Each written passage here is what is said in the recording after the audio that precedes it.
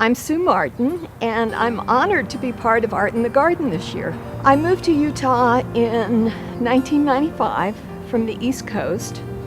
I had been doing art in high school, but then I had a career and I raised kids and didn't have time to do much art. But after I moved to Utah, or soon after that, I started taking classes at the U and got back into it. My biggest inspiration is just the paint itself. I love to play with paint. I love to see what I can do with shape and line and texture and color and value. And I just get really excited about that process of playing. But in terms of subject matter, I'm inspired by landscape, I'm inspired by people and still lifes, so I do a lot of different subjects and completely abstract. My favorite medium right now is oil and cold wax. The cold wax is a substance that looks like Crisco, and you mix it with the oil paint and it just gives it a little bit more body.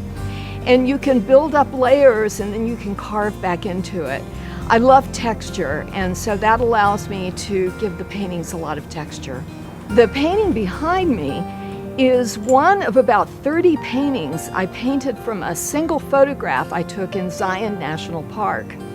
And all of the paintings were slightly different. I would push the color one way or the other, but what I was trying to do was really just capture the essence of that scene, that particular place.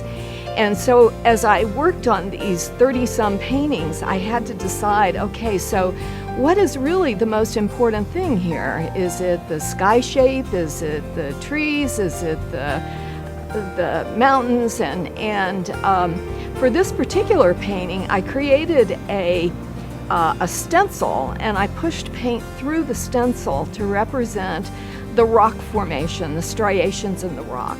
This series was called Erosion because I was thinking about, as I worked on the series, I wasn't looking at the photograph anymore. I was painting from memory, and my memory was eroding, and just like these formations were created by erosion, so that's why I named it that.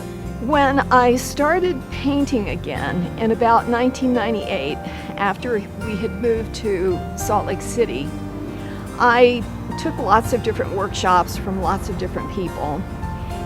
But after my mother died in 2007, I realized how short life is, and that if I really wanted to do something, I needed to really get serious about it.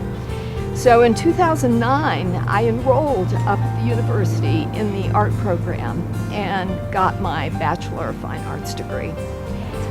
In my 60s, I think I was the oldest living student there at the time, but it was great fun.